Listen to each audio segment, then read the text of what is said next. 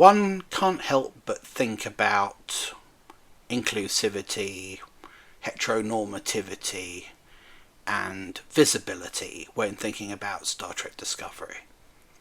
Well, I say that. I don't think about any of these things, but some people do. I think that the show is, a maudlin piece of hack work, a boring piece of shit, a ridiculously over-expensive waste of time, but not everyone does. Some people, like Melanie McFly, the senior critic, not just any critic, a senior critic at Salon magazine, have been writing this week to remind us that actually, by assembling a truly inclusive cast, Star Trek Discovery has blown away the original series' long-standing heteronormativity.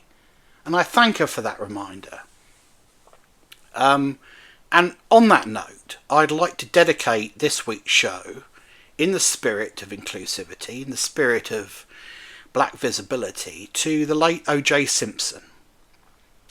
An innocent man, and a Star Trek fan, I imagine, I don't have any fucking idea, maybe you know, who, well, he was pilloried for the unpleasantness, wasn't he? Made a pariah for the last 30 years of his life, but he'll be in heaven now with wife Nicole and Ron Goldman, and they'll be kicking back and laughing and talking about the monumental miscarriage of justice that saw OJ convicted in the court of public opinion, that Wattle and Daub court of public opinion. And I imagine, in the spirit of togetherness and forgiveness, the kind of sentiment that runs all the way through Star Trek Discovery, they will be lamenting how judgmental we are here on Earth, but how fortunate they are to have a holistic view of the crime, past, present and future. And of course they'll now know the identities of the perpetrators. And one imagines they will be talking about that as we speak. Particularly if OJ did it.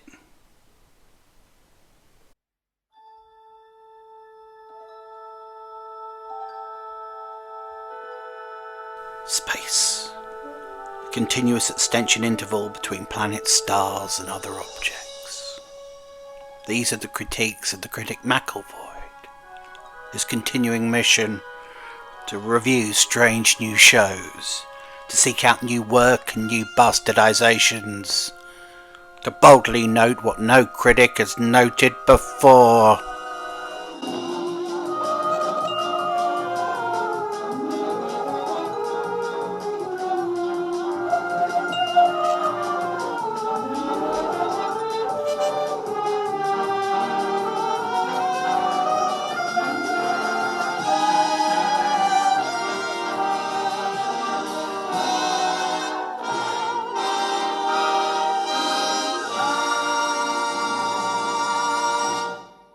Another week, another episode of Star Trek Discovery, and 5.3 was called Janelle. And who's Janelle, you ask? Janelle is a Trill symbiont, who's now about 1,000 years old, but was around 800 years ago, or more.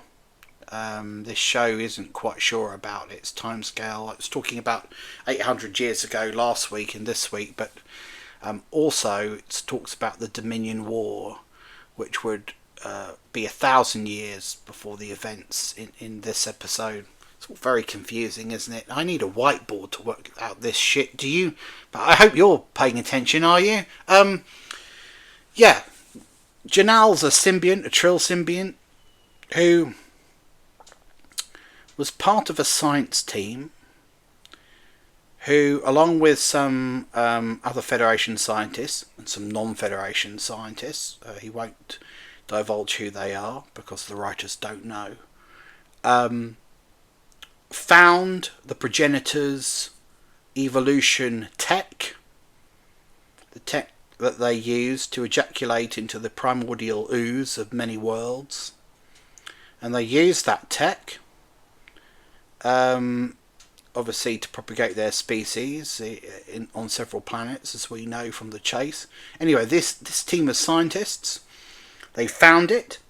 One of their member was killed, and based on that alone, on that one death, they decided to break up the key that would open the device or whatever and spread it throughout the galaxy and destroy all the evidence of their research and create a fiendishly difficult trial that only a worthy person would be able to follow in the future. They didn't destroy the tech, which you might think, if it was that dangerous, would be the right thing to do. No, they left that behind to be found in the future. Instead, they created an incredibly convoluted, puzzle-strewn quest for someone to follow in the centuries to come, that was designed so that only a principled person would be able to solve the clues and discover the technology. Now, does any of that strike you as stupid or weird? Let's just go through it again. They find a device based on some period of research. It could have been very soon after the chase, because the Dominion War is mentioned, or it could have been 200 years hence. The episode isn't quite clear on that time scale. They handle it. One member of their team is killed. Now, this guy just might have not known how to handle it correctly. He might have just handled it wrong. Maybe he pressed the wrong button or pulled the wrong handle, or maybe something on his person, caused a bit of electrostatic feedback and it fucking killed him. They don't know. They didn't go into any details, but because someone died trying to handle the device, they decided it was too dangerous to ever be shared with the galaxy, with the Federation. They didn't get another crew of scientists over from Earth to take a look at it and to take it into storage and to test it. And they didn't destroy it. They just decided to keep its location secret. One imagines. There was no talk of moving it. And they had the constituent bits that would activate it, and they broke those up and they spread them on various locations and different worlds. And they designed a trial that they thought only a righteous person, a would-be Indiana Jones, if you will, would be able to follow and solve. Only the penitent man shall pass. Yes? You know this shit, you've seen it before. Except, in the Indiana Jones universe, there was a logic, wasn't there, to somebody righteous finding God's instrument. If you're talking about the Ark of the Covenant, if you're talking about the Holy Grail, you'd want it to be found by the right type of person, wouldn't you? You wouldn't want it to be found by a Nazi. So you might design challenges, for example, that required quite an in-depth scholarly understanding of Judeo-Christian mythology. Scholarship. Scripture. Don't to offend any of our Christian Critics Log viewers. I know there are many of you. That makes sense, doesn't it? If You're hiding the Holy Grail. You want fucking Indy to find it. You don't want Donovan to find it. But I would argue that a device that exists to modify the evolutionary processes on another world is sort of value neutral. I mean, it only exists to ejaculate huge amounts of genetic material into a planet's primordial slime. It only exists, as we know from the chase, to propagate a certain species. Or at least keep their general template alive, so that they may die out, but lots of species that resemble them will evolve. It seems a slightly complicated way of doing things, but I suppose if you've got one eye on the future, if you're a bit of an empire builder, if you're a narcissist, if you've got a god complex, well, that's the way you do it. I mean, if you can create a device like that, why can't you just replicate your own species? Why can't you just clone yourselves? Put those into storage? Why do you have to go through the actual process of evolution? It doesn't really make sense, but, at least in the TNG episode, there was a morality about it, wasn't there? A moral underpinning. The message, as we shared last week, was there's something of us in all of you, therefore something of you in each other. It's about coming together. It's about a mutual understanding. We understand it in that context. But do we understand it in this context? Does it make sense if we're talking about it in terms of just being technology that, alters genetic structures and mutates DNA? In this episode, there was lots of talk about how dangerous it could be. It could bring the dead back to life. Don't fucking know how it could do that, but it could potentially bring the dead back to life. It could alter living cells. Well, cancer alters living cells, but and all the time I was thinking about this, I was thinking, well, a few things. 1, that I was hungry. 2, sexually frustrated. 3, that it had been a long time since I'd been out on a nice walk anywhere. But I was also thinking, is this any more dangerous than, say, the Genesis device? Do you remember the Genesis device? I mean, that was a technology that, from the Discovery's point of view, is nearly 1,000 years old, but was potentially far more dangerous because you could fire it at any planet and it would overwrite the matrix, the molecular matrix of that world. So it would obliterate the life on that world and create new life. Well, that's great if you're using a dead moon, but it's a weapon of Armageddon. Universal Armageddon if you're using it on a populated planet. So you can see why people would be frightened of Genesis. You'd see why they'd want to acquire it immediately. You see why you might want to destroy it rather than let a bad actor, a rogue state, an evil empire, like the Klingons, for example, get their greedy little hands on it. But what's the problem here?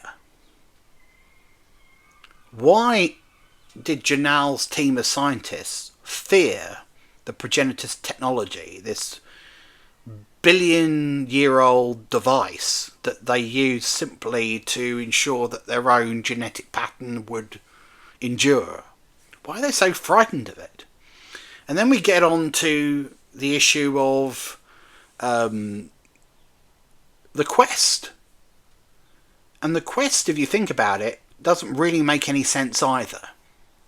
How do you design a set of challenges that you can be absolutely certain will only be solved by somebody of a righteous disposition? Think about it. Couldn't they just be clever? Couldn't they just be good at solving puzzles?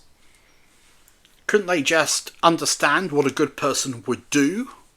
wouldn't have to be good or righteous themselves, would they?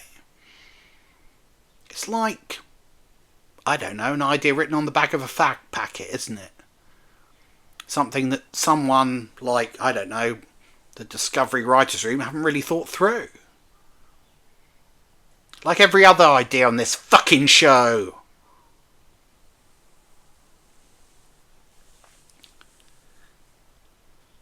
How do you design a quest that only a good person can complete? And who's to say, by the way, that Mick is a good person? This show assumes automatically that Mick is the good guy. This is Mick who started a war with the Klingons. Got a fucking CO eaten.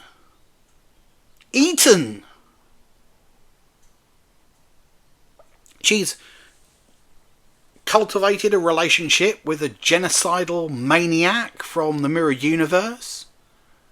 She's introduced incompetent officers into the command structure of Starfleet. We've got a fucking idiot like Tilly who can't follow a basic order like keep your opinions to yourself.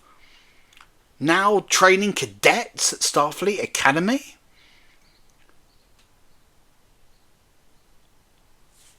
Mick's responsible for all of this. She's responsible for bringing these morons into the 32nd century. And incidentally, and you may think this is a trivial aside, if a Trill wakes up after an 800, 900 year slumber and asks you what year it is, why not tell them what the year is on Trill? Not on Earth. It's 3191. Really? On Trill? So Trill has the same calendar as Earth? Why not just give them the star date? I mean, that's the kind of thing they do on Star Trek, isn't it? Do you remember Star Trek? 3191. It's almost as if the stardate system was designed to get around that discrepancy between planets. Imagine that. So, Janelle was a bit of a silly story. It was funny in the sense that Culber was only too excited to have another man enter him. But it was boring, because the quest part, which amounted in this episode to Book and Michael beating some sort of Trill beast in order to fucking get a bit of the key. The moral part being that it was just a mother protecting her eggs. That's how you know they're good, because they didn't kill the mother. That was it. That was the foundation of the entire episode. We were left scratching our heads thinking, only a good person can find the power? The other thing, of course, was they could have just captured Janelle. I mean, Janelle knew where the device was, where the power is. He was there when they found it. He knows what it is and what it can do and how it works and how dangerous it is. So why not just fucking capture him, interrogate his consciousness and get it out of him? Fuck all of this questing and puzzle piece bullshit. Just grab the guy and say, look, you fucking tell us. If you don't tell us, we'll kill your modern day successor. You tell us or we'll level Trill with photon torpedoes. He'll talk, trust me. But no. No, Janelle was allowed to go back into the ether, go back into a trillion pool of cum and disappear. Take the knowledge with him. So we've got to endure weeks and weeks more of this stupid quest, which apparently at the end is going to tell us something profound about ourselves, something we didn't know already. Now, I don't know about you, critics loggers, but I have no faith in the ability of Discovery's writers to tell us something profound about the human condition. What can they tell us that the best philosophers on Earth haven't already surmised? Do you think Michelle Paradise has got something original to say about the human condition? Because on the evidence of this show, she's never had an original thought in her life!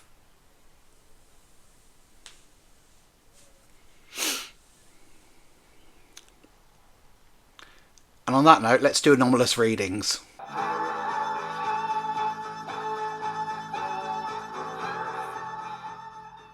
Well, the B story on this week's episode was Saru and Tarina's forthcoming nuptials.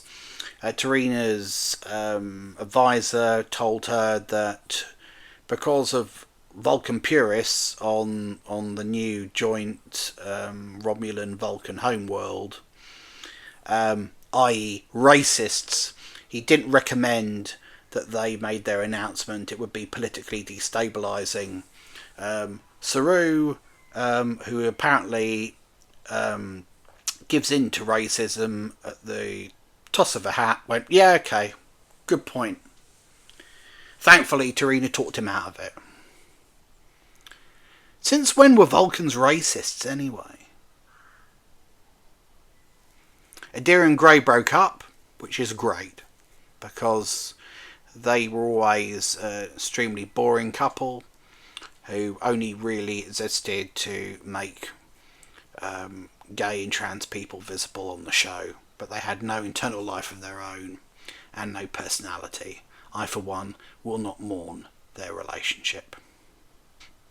Tilly disobeyed a direct order. Rayna told her, don't tell me what you really think. Don't speak candidly. I'm not interested in your stupid, moronic, childlike opinions. She disobeyed him.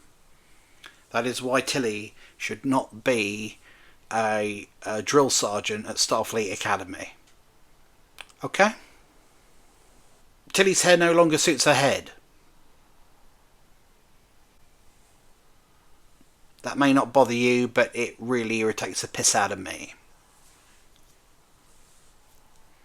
Rayna was only interested in letting each member of the crew speak for 20 seconds by way of introducing themselves. This smacked of a kind of writerly conceit to ensure that we would be reintroduced to each character in the most economic way possible. But these characters are so boring that even after a short reintroduction, I still couldn't remember who any of them were, and I can't now. Finally, Culber lamented after his experience that it was almost impossible to know what it's like to share the consciousness of another being. And Mick agreed and said it's like there's nothing in our living experience that we could possibly relate to that would be able to explain it. Two things struck me about that. On the one hand, Mick was brought up on Vulcan, so you'd think that she'd be acutely aware of the concept of the Kartra and the sharing of consciousness, and would be able to tell Culber exactly what it was like, because she had plenty of, experience of that. And the other thing that struck me was that Culber was making that comment while in orbit of Trill. That's Trill, where about 5 billion people share consciousness. So, the episode ended with a little bit of spiritual mumbo-jumbo. We must all come together, etc., etc. I don't want to come together on this show. I'm sick of it. But we progress. Next week, another part of this awful, boring, pointless quest. The show will return, so must we. I'll see you then. Peace out. If you promise that you will not ask me another question about the case... I will never ask you again. We won't have to talk about it anymore. Just did you do it? No, I didn't. Nope. Did not do it.